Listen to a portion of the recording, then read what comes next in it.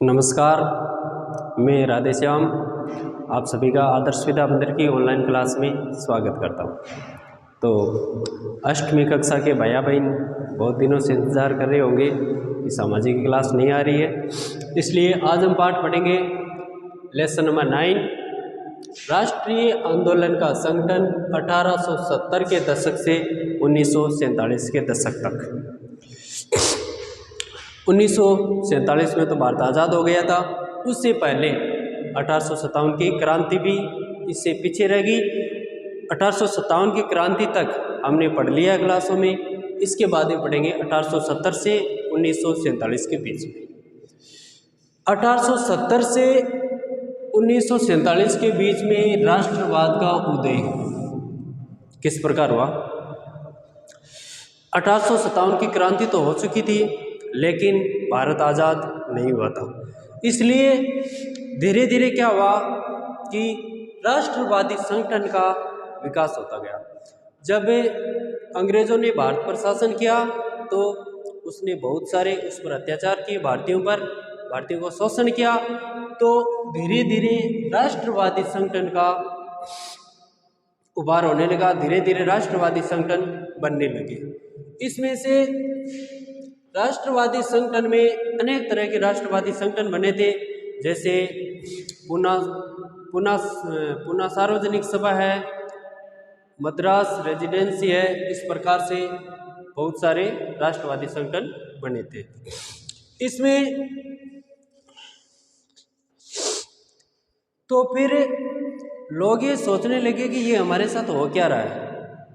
धीरे धीरे लोगों के दिमाग में छवि बदलने लगी कि हमारे साथ इस प्रकार से ये अंग्रेज है वो इस प्रकार से बिहेव क्यों करते हैं। तो धीरे धीरे इसकी दिमाग का संतुलन बैठने लगा कि हमारे साथ ऐसा क्यों हो रहा है।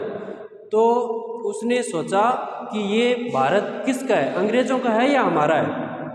तो जवाब निकल कर सामने आया कि ये भारत यहाँ पर जो रहने वाली जनता है उसका है, उसमें तमाम जाति धर्म लिंग पंथ तमाम तरह के लोग हैं, उन सभी का क्या है, घर है।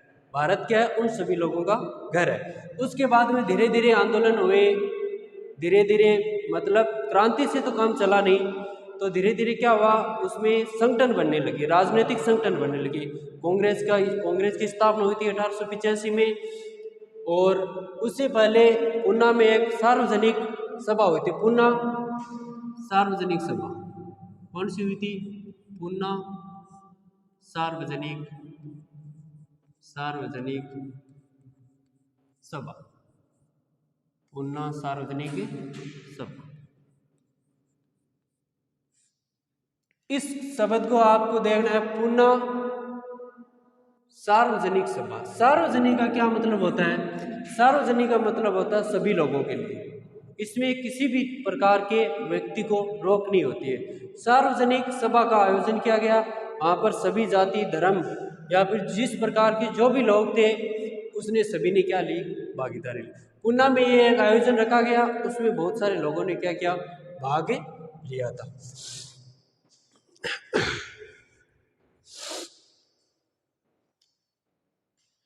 पूना में ये आयोजन हुआ था।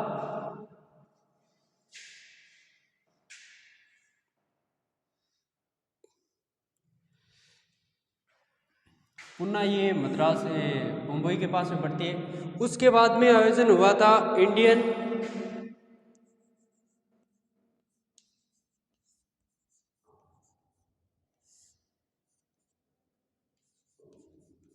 एसोसिएशन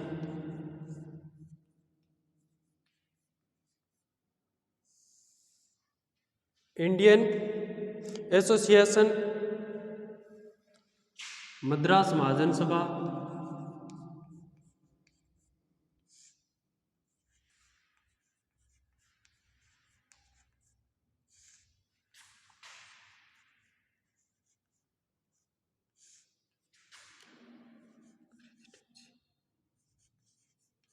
मुंबई रेजिडेंसी,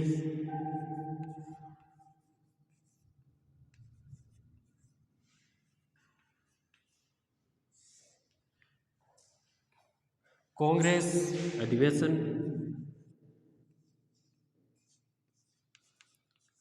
कांग्रेस सभा बोल सकते हो आप, कांग्रेस सभा। इस प्रकार के बहुत सारे राजनीतिक संगठनों की स्थापना हुई। इन संगठनों की स्थापना हुई, बहुत सारे लोग जागरूक बने और इन सभी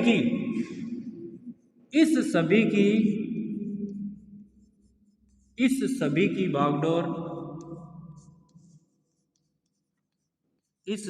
बागडोर ज्यादातर वकील व आदि अंग्रेजी शिक्षकों के हाथ में थी। अंग्रेजी शिक्षकों के हाथ में थी।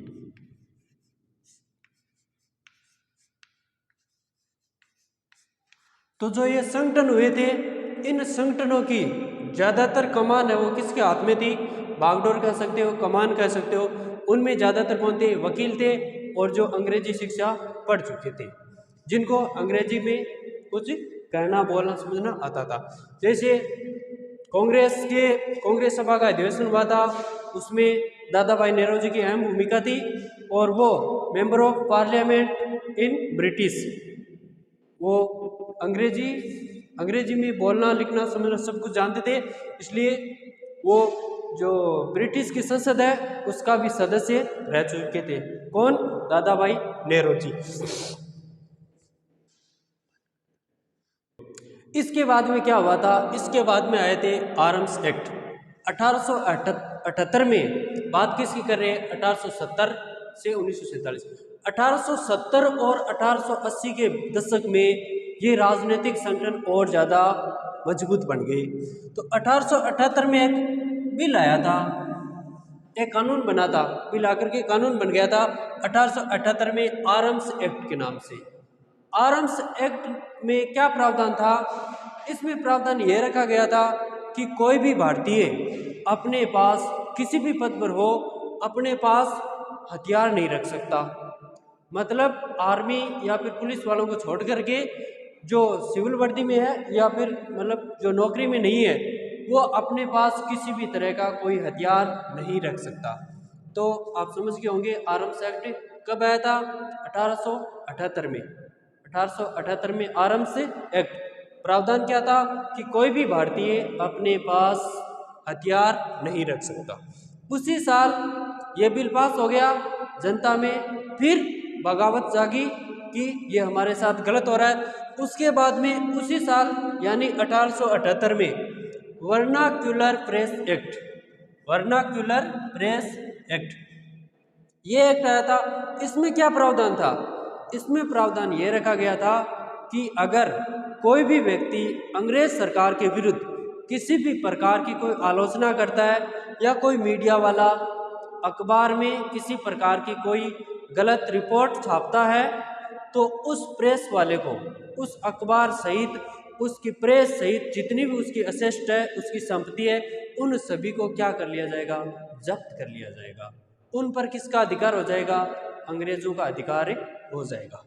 तो 1878 में वर्नाक्यूलर एक्ट यानी संपत्ति जब्त कर लेना अगर वो गलत समाचार छापता है तो।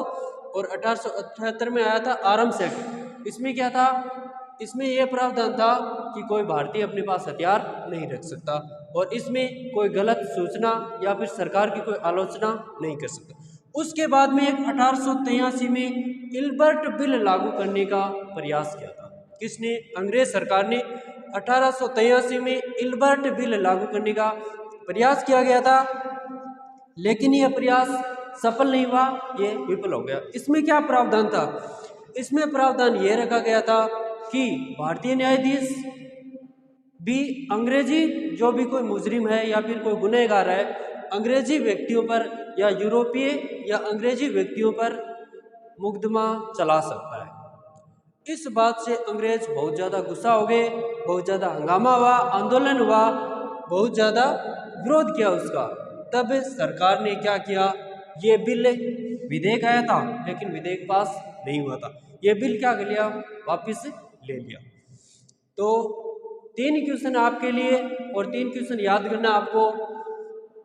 एक तो पुनः सार्वजनिक सभा, और ये इनके 2-3 नाम याद कर लेना, और ये 3 याद करना है। ये 3 क्वेश्चन आपके लिए, क्वेश्चन 1, क्वेश्चन 2, क्वेश्चन 3। 1878 में आर्म्स एक्ट क्या है? भारतीयों को हथियार नहीं रखने के लिए बाध्य करना। 1878 में भी वर्नाक्युलर प्रेस एक्ट, यानी कोई भी किसी प्रकार की गलत समाचार नहीं छाप सकता किसी अखबार में, और कोई सरकार की आलोचना नहीं कर सकता। 1883 में इल्बर्ट बिल लागू करने का प्रयास किया गया था, जो कि पास हुआ नहीं। क्या था? भारतीय न्यायाधीश भी अंग्रेजों पर मुकदमा चला सकता है। इसका विरोध हुआ, ये पास नहीं हुआ। आज के सेशन में बस इतना ही। जय हिंद।